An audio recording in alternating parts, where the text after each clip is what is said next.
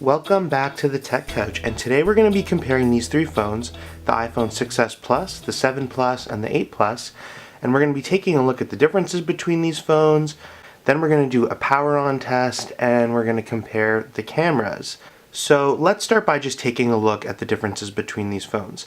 The iPhone 6s came out 2 years ago, 7 was last year's model, and 8 was one of this year's models. We also had a 10, but they all have basically the same body size, and this is what we've been using here on the Tech Couch for the last bunch of years.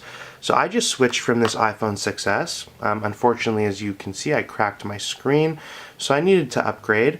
But this phone here basically had all aluminum design on the back, of course glass on the front, and it had a single camera, which was really great at the time. It had some image stabilization, and it really upped the game compared to what existed before. 1 year later, when the 7 came out, there were, of course, upgrades across the board, faster processing, faster everything, and they added this second camera. That's the big notable difference that you can tell, other than the lines. They took away these antenna band lines. That's really, for our purposes, purely visual, but adding this second camera did a lot in terms of improving picture quality, and that's the easiest way to tell the difference between these two phones.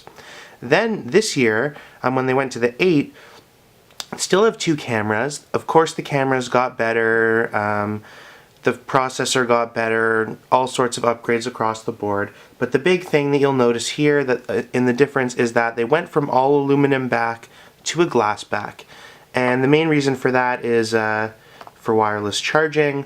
So that's the quickest way to tell the difference between these two phones. And when I flip them all over, other than color, there's really no way to tell the difference. The other notable difference that you can't really see but you can feel is in the home button. The original phone had a home button, and it was actually a physical button. If you click it, it actually clicks, whereas the new phones have a non-moving home button, got some sensors in it, and when you push it and it's powered on, it gives you a vibration that makes it feel like it's moving.